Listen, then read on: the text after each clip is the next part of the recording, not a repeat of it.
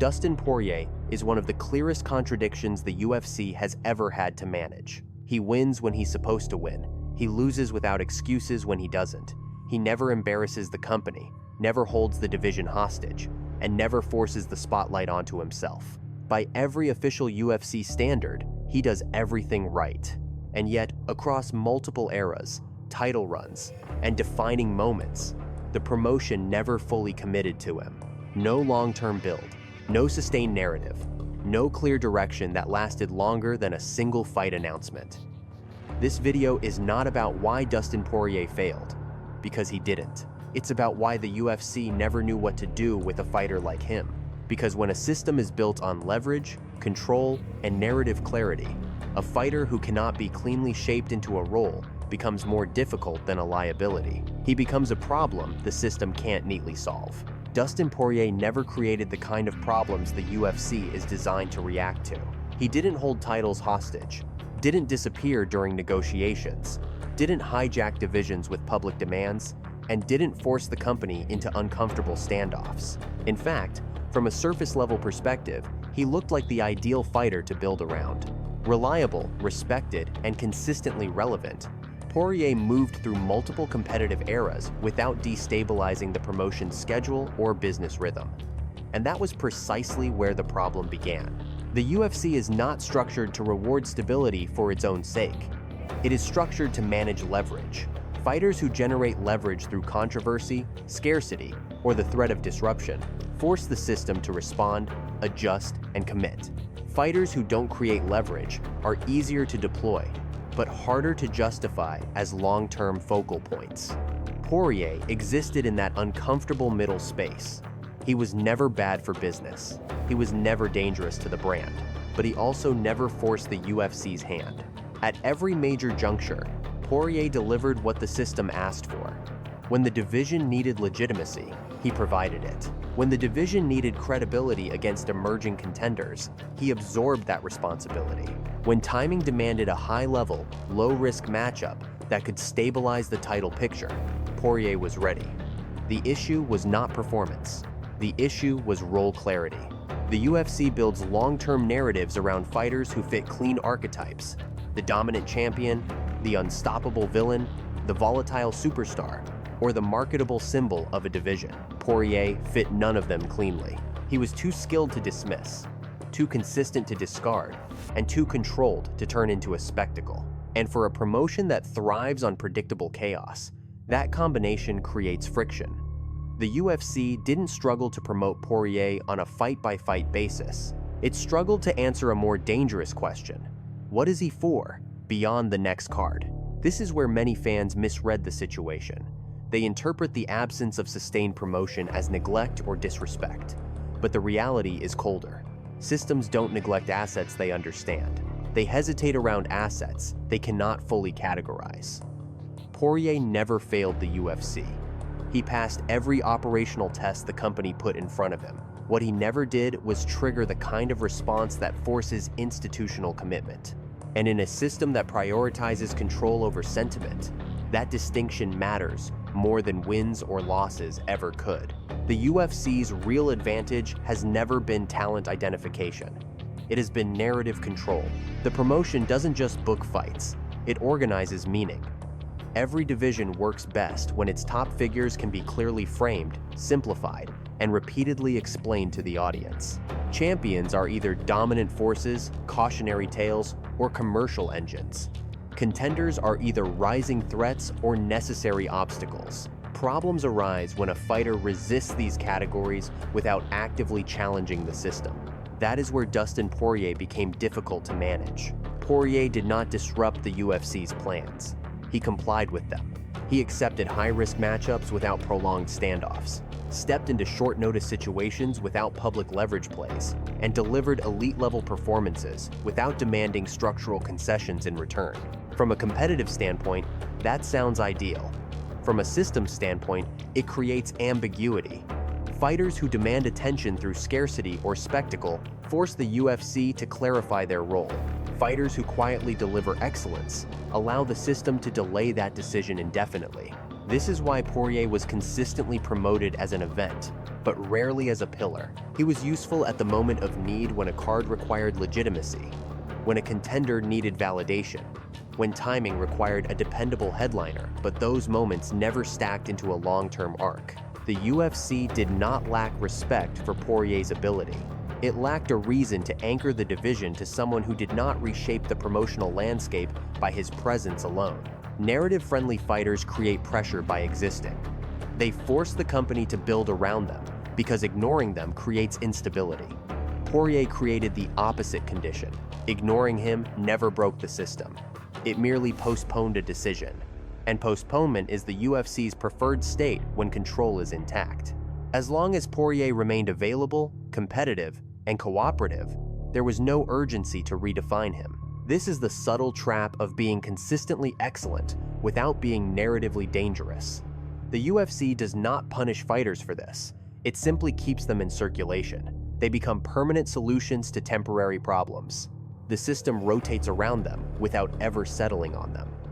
Over time, that rotational use creates a strange perception gap. Fans see a fighter who is always present, always relevant, always respected. The promotion sees a variable it does not need to lock in place. Poirier's position was never about being undervalued. It was about being too easy to deploy. And in a business that rewards leverage over loyalty, that ease becomes a reason to wait rather than commit. Dustin Poirier's most defining trait inside the UFC was not his skill set or his durability. It was his availability. When the promotion needed a fight that would not collapse under pressure, Poirier was there. When a rising contender needed credibility, Poirier was trusted to provide it. When a title picture needed structure rather than chaos, Poirier could be inserted without destabilizing anything else. That reliability made him invaluable and simultaneously removed any urgency to protect him. Urgency is what creates commitment. Fighters who disrupt schedules, force delays, or threaten to derail momentum create time pressure. Time pressure forces decisions. Poirier never created that pressure. He showed up when asked, accepted the context he was given, and delivered performances that validated the matchmaking logic. From the UFC's perspective, that is operational perfection. From a career architecture perspective, it is dangerous. This is how a fighter becomes a stabilizer rather than a centerpiece. Poirier was not positioned to reshape divisions. He was positioned to hold them in place. His fights often answered questions for the UFC without asking new ones in return. Can this contender handle elite pace? Can this matchup anchor a card without risk? Can this timeline survive until the next priority is ready? Poirier consistently solved those problems, and systems tend to reuse solutions rather than redesign around them. The pattern is subtle but consistent. When momentum needed to be absorbed, Poirier absorbed it. When risk needed to be contained, Poirier contained it. But when long-term narratives required exclusivity, timing, and protective sequencing, the system looked elsewhere. Not because Poirier lacked value, but because his value was functional, not strategic. Fans often interpret this as a lack of appreciation. That interpretation misses the mechanism at work. The UFC does not withhold opportunity out of malice. It allocates opportunity based on return on control. Fighters who require management, who complicate plans, polarize audiences, or force negotiations justify investment because they change the equation. Fighters who quietly stabilize the equation are reused until they wear down. Poirier's career inside the UFC reflects this logic with uncomfortable clarity. He was trusted with responsibility, but not entrusted with direction. Responsibility keeps the machine running. Direction determines who the machine protects. And as long as Poirier remained the answer to short-term needs, the system had no incentive to redefine his long-term place within it. At some point, every long-term contender collides with the same invisible wall. It is not skill, timing, or even popularity. It is leverage. And this is where Dustin Poirier consistently found himself on the wrong side of the equation. Not because he lacked ability, but because he never controlled the conditions around his relevance. Leverage in the UFC is not about being the best. It is about being necessary. Necessary fighters change the flow of negotiations, disrupt schedules, and force the promotion to account for them, even when it would prefer not to. They compress timelines. They narrow options. They make delay costly. Poirier never did that. His professionalism, often praised by fans, functioned as a pressure release valve for the system. Whenever tension built around a division, Poirier's presence made it manageable again. This is the uncomfortable trade-off. Fighters who generate leverage usually do so by limiting access, by saying no, by holding positions, or by creating uncertainty the UFC cannot ignore. Poirier did the opposite. He remained accessible. He remained dependable. He remained cooperative. And cooperation, in a leverage-driven economy, reduces urgency. The UFC did not need to secure Poirier because Poirier did not threaten to disappear, destabilize, or complicate the machine if left unchosen. Over time, this creates a structural imbalance. The fighter assumes performance will eventually force commitment. The system assumes availability will continue. Both assumptions can coexist for years until they collide. When they do, the system rarely adapts. It defaults to what has always worked. And what worked with Poirier was reuse, not redesign. This is why Poirier's proximity to the top never translated into institutional priority.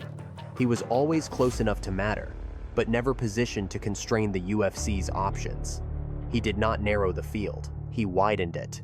He made the division more flexible, not more dependent. From a competitive lens, that looks like contribution. From a business lens, it looks like replaceability. The paradox is that Poirier's value increased the more the system leaned on him, yet that same value removed the need to protect him. Fighters with leverage are shielded because losing them creates instability. Fighters without leverage are cycled because losing them creates inconvenience at most. Poirier was never inconvenient enough to force a decision. And in a system governed by control rather than sentiment, that distinction defines everything that follows. The clearest way to understand Dustin Poirier's position inside the UFC is not by looking at his wins or losses, but by observing who the system chooses to organize itself around. Fighters the UFC builds long-term narratives for tend to share a specific trait. They compress options. Their presence limits matchmaking flexibility, dictates timing, and forces the promotion to align schedules, contenders, and marketing around them. They are not simply participants in the system. They shape it. Poirier did the opposite. His presence expanded options.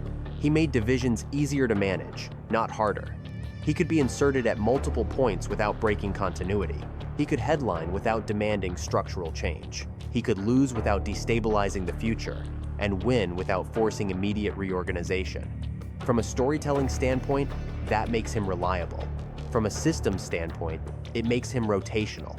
This is why the UFC consistently reserves long-term protection for fighters who complicate its planning.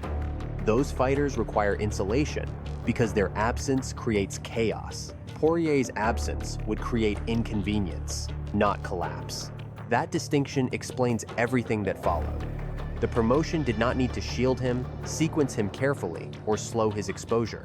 It needed him available. And availability is easier to maintain when a fighter is not positioned as irreplaceable. Over time, this creates a quiet divergence. Fighters who are built around accumulate narrative gravity. Their losses are framed as setbacks. Their wins reshape divisions. Fighters who are rotated through accumulate wear. Their fights resolve questions for others. Their outcomes stabilize timelines. Poirier lived in that second category, not because he lacked stature, but because the system never required him to be the axis it turned on. This is where many careers silently plateau. The fighter remains elite. The competition remains brutal. The visibility remains high. But the institutional investment never arrives. Fans sense the imbalance without always understanding it. They see consistency without commitment, presence without protection, respect without priority. By the time this pattern becomes obvious, it is usually too late to reverse. Systems rarely promote assets they have already normalized as tools. Once a fighter is embedded as a solution to short-term problems, redefining him as a long-term foundation introduces risk the system has no incentive to take. Poirier was never denied opportunity. He was denied redefinition. And in the UFC's economy, redefinition is what separates careers that orbit the top from careers that are built to anchor it. Dustin Poirier's career doesn't expose a failure of talent, timing, or effort. It exposes something far less dramatic and far more common inside the UFC. He wasn't betrayed. He wasn't pushed out. He wasn't ignored. He was simply never chosen. And in a system built to reward leverage over reliability, that distinction is everything. The UFC did not need to decide what Poirier represented, because his presence never forced that decision. As long as he remained available, elite, and cooperative, the system could continue using him to solve short-term problems without confronting the long-term question. That question was never about whether Poirier was good enough. It was about whether he was necessary enough to reshape the structure around him. This is the quiet lesson his career leaves behind. Fighters don't get built around because they deserve it. They get built around because the system cannot move forward without accounting for them. Everyone else, no matter how respected, no matter how consistent, exists in a different category. Useful, trusted, rotational. And that is what makes fighters like Poirier dangerous to themselves without ever meaning to be. They give the system everything it needs, while removing every reason for the system to commit back. In the end, the most revealing truth isn't that the UFC never turned on him. It's that the UFC never had to choose him at all.